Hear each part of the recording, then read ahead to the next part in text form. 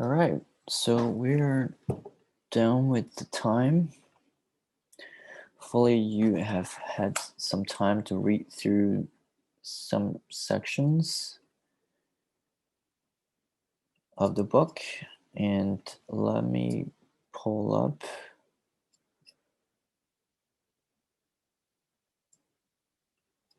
the chapter.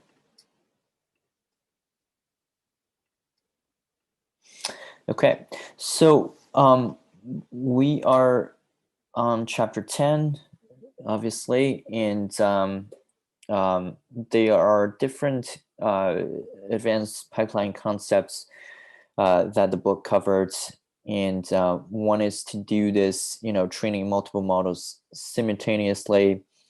And I think there's something that you could that could be done from a trainer's perspective, and you can set the trainer, basically have that trainer components wrapped up under a function, and call this basically just twice, pretty much. And it just basically says at this step, we basically branch the graph into as many training branches as we want to run simultaneously. But again, I guess it all depends on how you deploy this, right? And how many cores each of the machine has. So it's not necessarily as many, I would suspect. The key difference between the components is that, each of the trainer component consumes the same inputs from the ingestion, schema, and transform components. The key difference between the components is that each component can run a different training setup, which is defined in the individual training module files.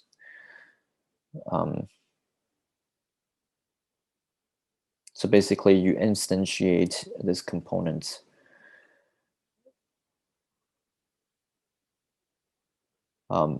for different training processes.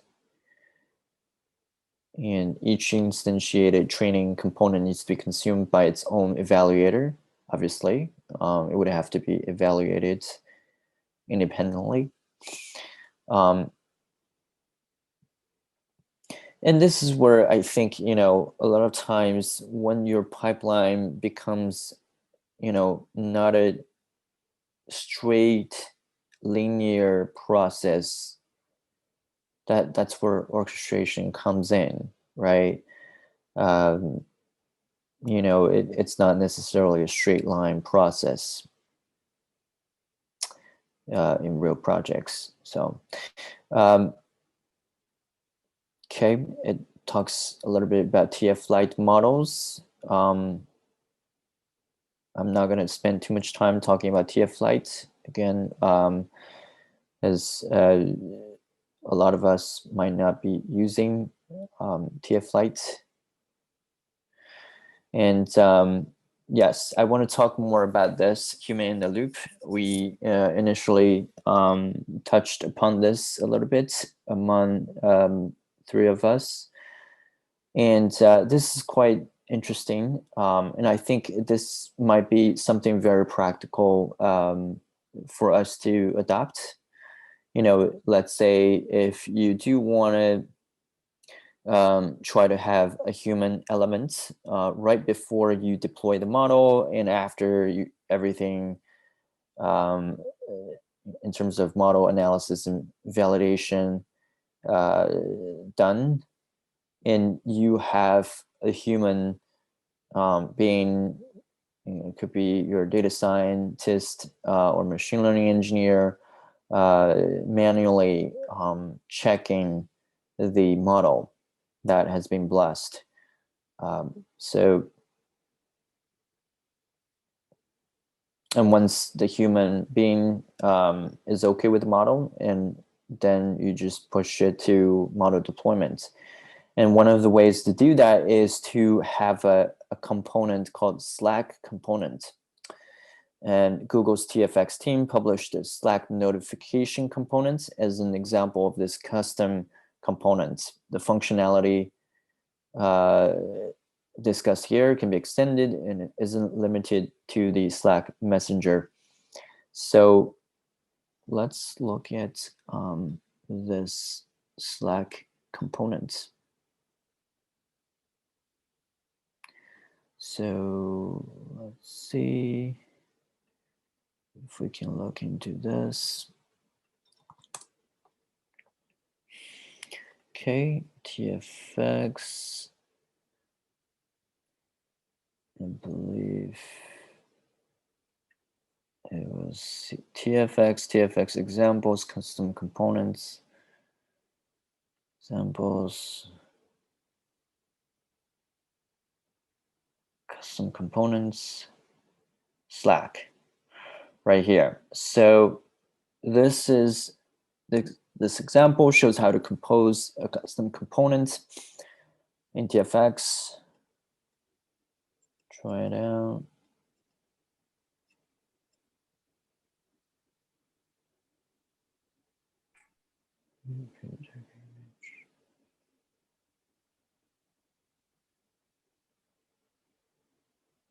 Direction.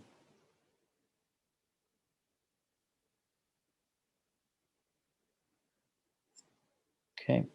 I guess this is how the components was written. Slack component spec. And I think the book talks a little bit about how you write your own custom components. And obviously this kind of follows that pattern. And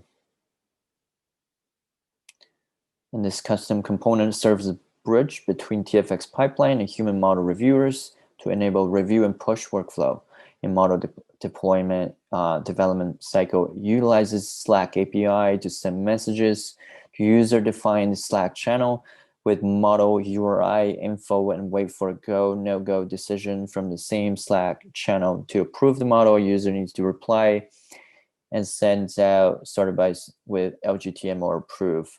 Basically say approve or just reject. If the model is approved, an artifact will be created in ML metadata. It will be materialized as a file named blessed in the directory specified by the URI of Slack blessing artifact.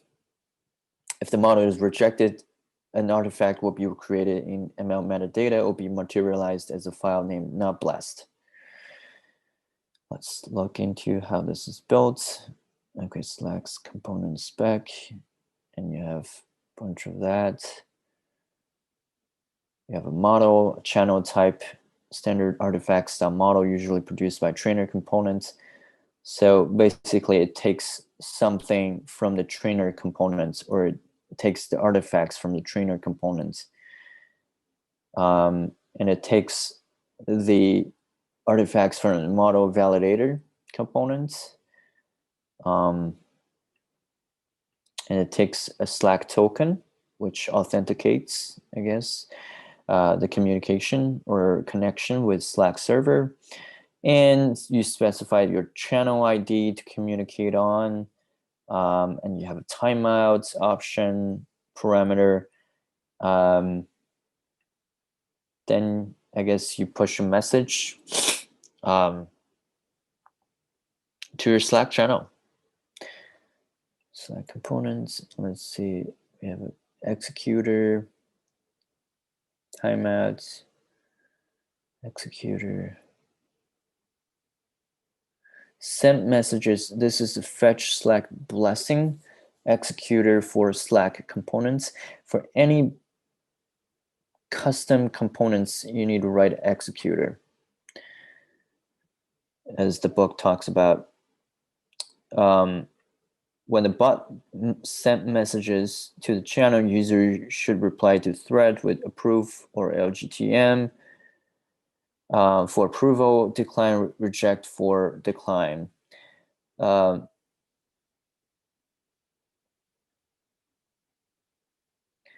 And I think LGTM stands for looks good to merge. Is that what it is? LGTM meaning, I think it's looks good to me. Oh, looks good to me.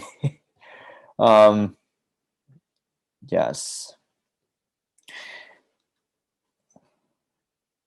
This example uses Slack real-time message API, which is only available for classic Slack bot. Okay.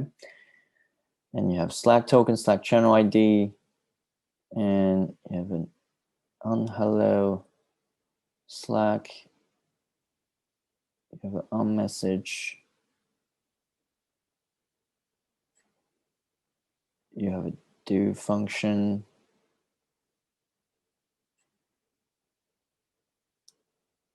Slack response.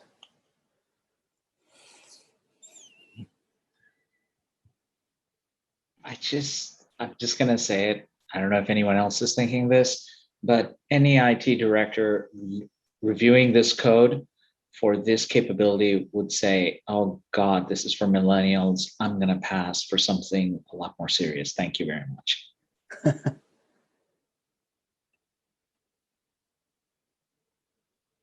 Yeah. Yeah. Because I think there's still, they're still with emails, I guess. I guess you could do this with emails, instead of Slack. Go to email components. Email, in my projects, email alerts were pretty much the standard. Yeah, I would say that's the case. A lot of companies have not adopted Slack. Yeah, or I mean, if you work at Microsoft, you're probably using Microsoft Team. So I don't know if you're allowed to use Slack at Microsoft. All right, so and this component itself needs to be installed separately using a pip install -e. I think if you've been following along, that's basically installing it underneath, let's see,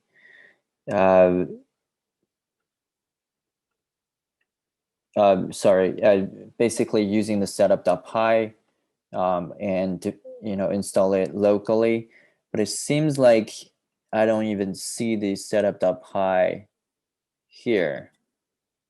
So it could also be that they changed this from the time this was published, from the time the book was published. Oh, this does provide a pipeline with Slack components in it, I guess. So that's cool. Okay, cool. So this is great. We have an example that has a Slack component right underneath the model validator. And I think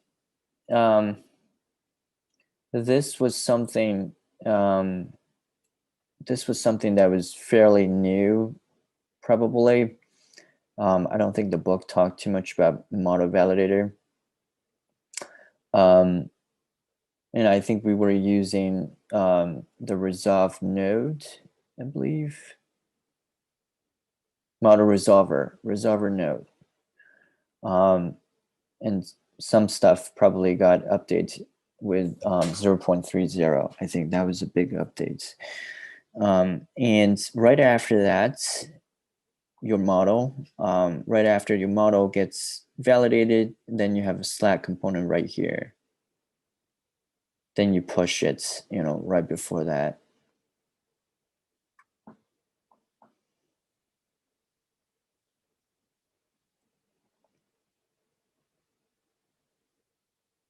Then you run the entire pipeline. Cool.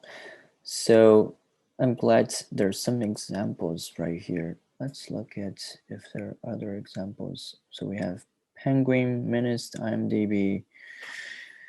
Do we have anything? I would love to have something that has the TFX pusher, serving args, BigQuery serving args.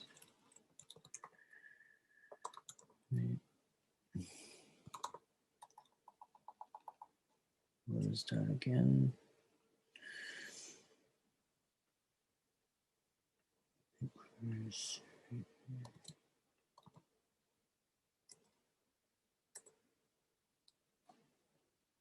Ah, okay. BigQuery ML. Interesting.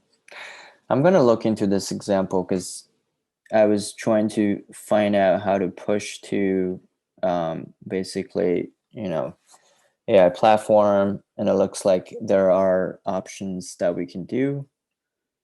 And I wasn't able to find examples until I just saw this. This is great. Google Cloud BigQuery ML. What is that? BigQuery ML. What is BigQuery ML? Anyone has used this before? How is this different from BigQuery ML is BigQuery is Google's version of data warehouse. And BigQuery ML is basically the framework for running Google Auto ML and a lot of the GCP things that we've got on directly right off of BigQuery tables. Extremely fast, very performant, et cetera, et cetera. Great. I am just wondering what the difference is between BigQuery ML and AI platform. ML documentation. Let's check it out if we have it here. That's the thing with Azure Data Warehouse, you need to know SQL or T-SQL. With BigQuery, you need to know SQL, but BigQuery is slight variant to SQL. Yeah, BigQuery. Is it ANSI SQL? The generic one that applies to all systems? Well, pretty much. I'm not really a SQL expert. Okay. It's easier for SQL pros. It's easy. It's a no-brainer. I see. It's easy. See, I don't see it here. I see AI platform. I see data intelligence. I see document AI. I see Vertex AI. BigQuery ML.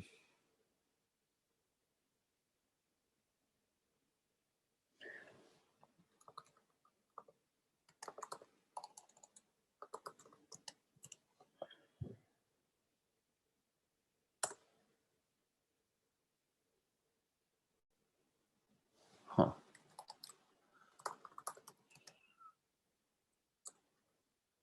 See, we see Vertex, we see AI platform, could probably have AI platform here, but we don't see BigQuery ML. We see BigQuery. What was that? Oh, right here. BigQuery ML. Create an execution machine BigQuery. Huh. So basically you can execute, oh, I remember reading about this from Machine Learning Design Pattern, the book that I was reading a little bit about. And it's cool that you're able to basically just start writing SQL query and just like fetch the data with SQL queries, and then also like just train the model with the SQL query as well, which is cool. And that is certainly, I mean, you have to make sure, obviously, you clean the data, but so you have to make sure the data you're using this on is already cleaned. So that is a big if. So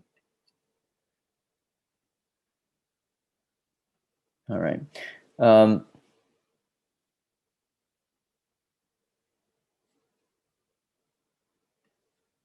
So this looks like a great example to look into. Certainly we should try this when we get to Kubeflow, because this uses Kubeflow. All right, so we have the Chicago taxi pipeline. Do we have something with pipeline simple native characters, ETE test, airflow?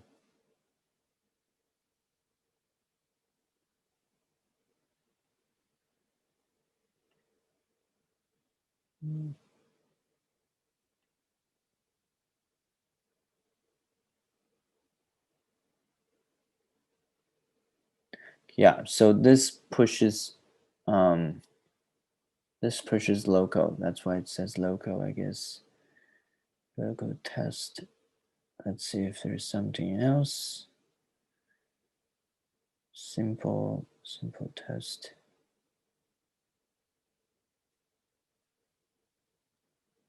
Yeah, everything else pushes to local file system.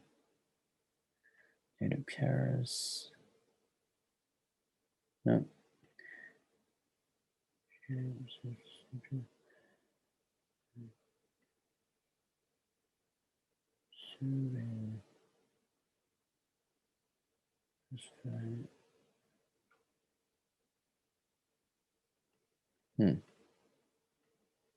Interesting. Okay. There's some serving parameters here in a bash script. Okay. All right. Anyway, I'm glad I was able to find a good example of pushing something to the clouds, even though it's not like basically AI platform, but it was BigQuery ML. But at least they had an example here. Okay, so and we just basically showed how this was done, you know, in the entire pipeline. And I would look into this, you know, TFX GitHub. Let me post this right here. Look into the examples. A lot of these examples are very helpful. And usually, you know, they're probably the people who write these examples might be different folks from the ones who write tutorials or documentation on this page. You know, Google is a big shop, so they might be totally different teams or different folks. So a lot of times, you know, digging into documentation might help more, as they would probably include more real life examples. Okay, so custom TFX components. And we talked a little bit about this. Basically, you know, any custom TFX components sort of follow, you know, a pattern of 3 parts, including the driver, the executor, and the publisher.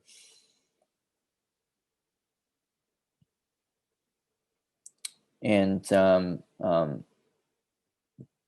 this is a good example of having the custom components, processing a bunch of images, and you have the image ingest components, and you have the TF records. I remember someone was asking the question on how this can be done from an image perspective, and I guess this is it. You can write an image, customized image component to process your image. I think this was towards the beginning of the class, and someone was asking. It's a shame that this book doesn't cover too much on computer vision, but I guess this does offer an example.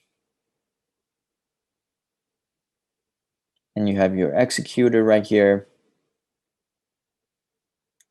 And you have the component drivers.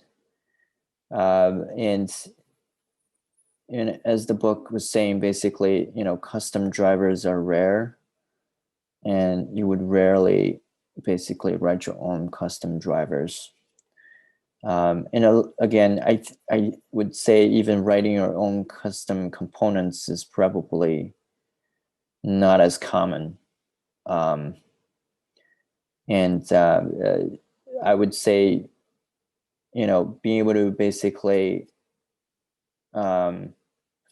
write your own, let's say, incorporate your own Slack components would be like pretty helpful, to be honest. I think, at a corporation, you probably still want to have the human elements or human in the loop part to just double check on the model to see if it, everything is fine before pushing this to the, cloud storage for production staging.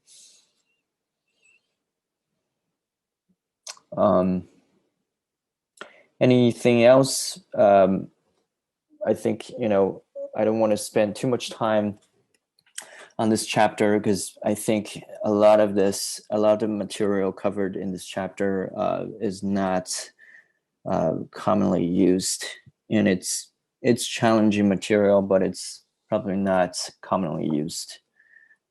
So I would rather spend more time on other stuff that's more practical.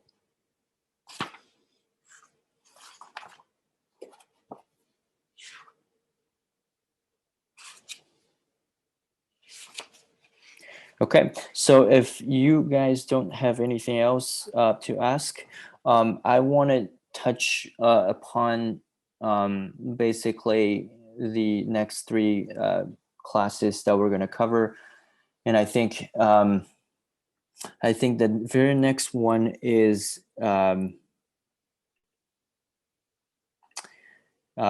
want to talk more about AWS, and I think we had a discussion on AWS infrastructure, and let's talk more about how to deploy models and perhaps SageMaker pipelines as well with AWS. So we might, use a lot of stuff on this book, Data Science on AWS, for chapter 9.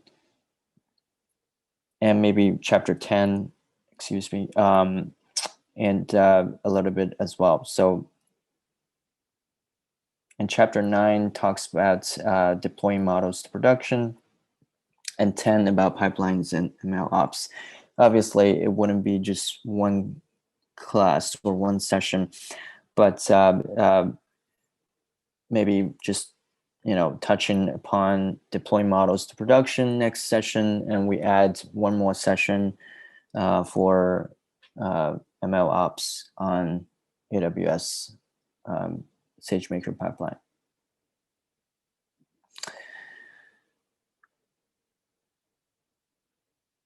Okay, and this book is, again, I think we talked about this, it's pretty comprehensive for our tutorial book written by AWS folks. So surprisingly good. And they're having workshops, right? Mash, I think the next workshop is this coming Monday. That's correct. The one that we talked about last week or so, being Chris Fergley and Anchi Bart, who are both speakers with Sam Sherrington last few weeks on his podcast, the video podcast. So their latest version of the AWS pipeline, that whole course, is coming up this Monday. So it's during the day Eastern time. I think starts around 12 noon Eastern time. Yeah. Awesome. But they have documentation if one wants to do it on their own. I like to try to do it on my own ahead of the class, and then use the time and make time for the class at some expense on my part. But yeah, and hopefully next session we can have a pretty productive one, which is very hands-on. Yeah. And I think the most important chapters are probably, 8, 9, 10 for most of us. These are probably the advanced material that you can learn and deploy and try on AWS. So Can you save those lessons, Wensheng? say that again? Are you able to save these lessons, or when they say 37, 57 minutes, are those videos? No, they're just, I think it's estimated read time. Down to the second? Okay. Man, she said that there was like some pre-work you could do before the class. Yeah, go to the YouTube video. Oh, Their last YouTube video, that's one, and okay. this GitHub repo.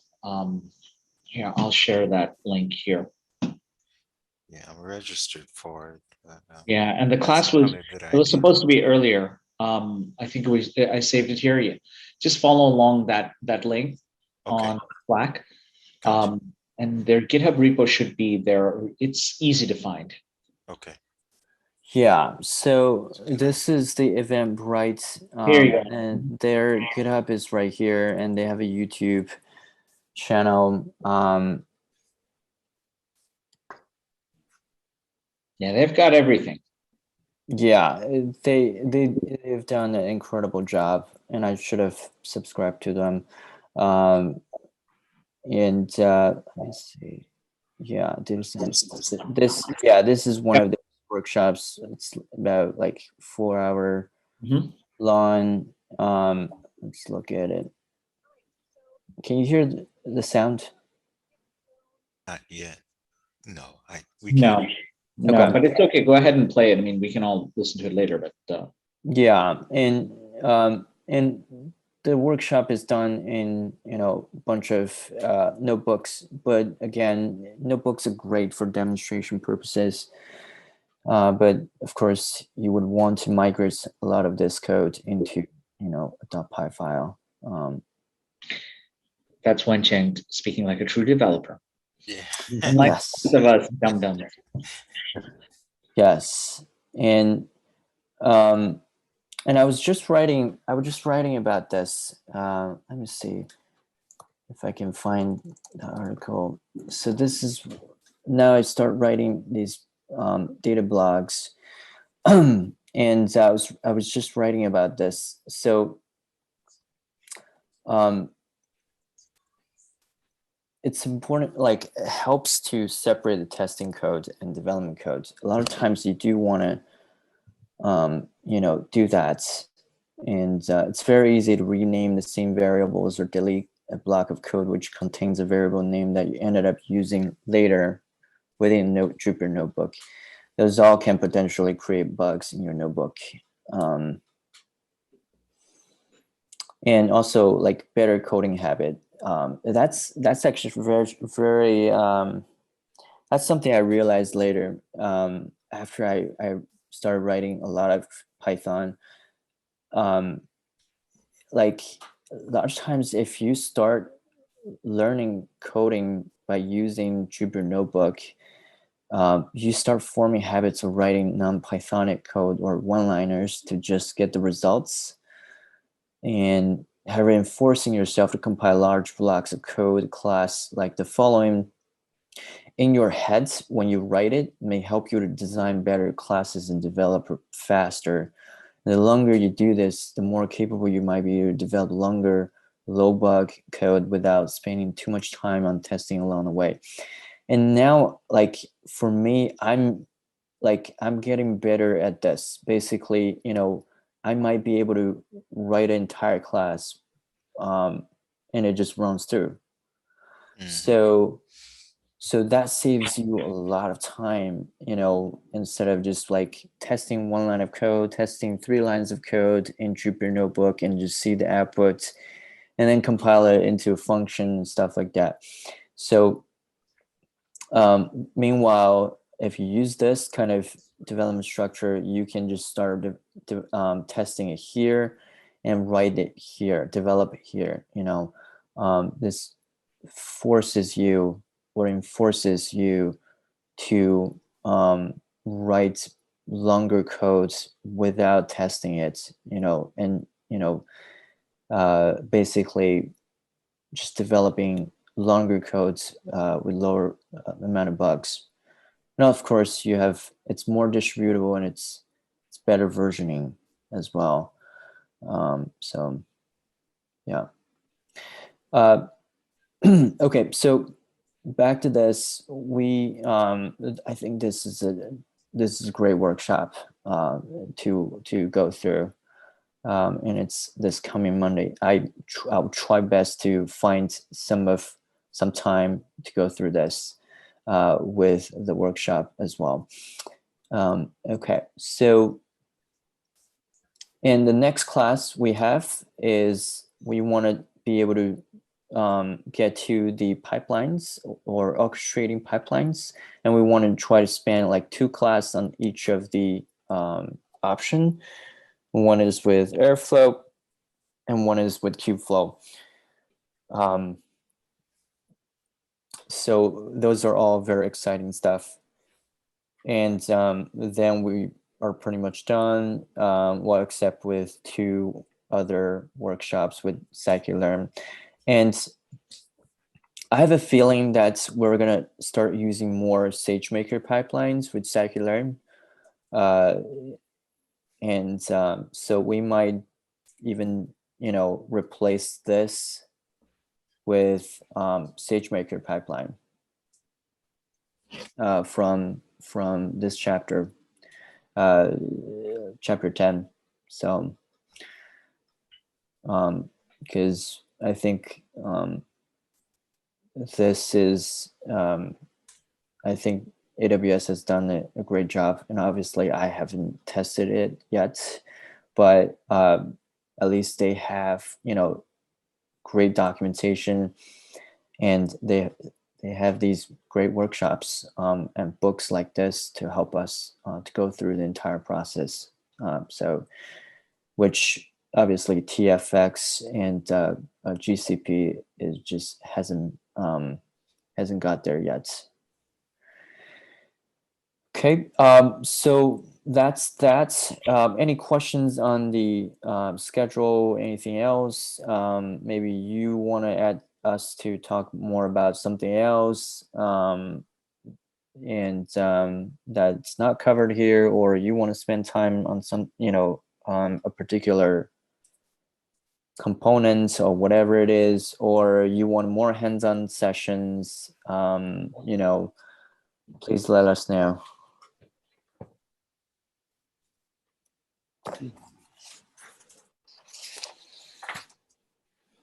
And I think Mesh and I were just talking about it. Mesh was like, why don't we code through some of the stuff just using, official documentation and see, and learn from that. And that could be a valuable process. I don't know what you guys think. Any feedback, suggestions?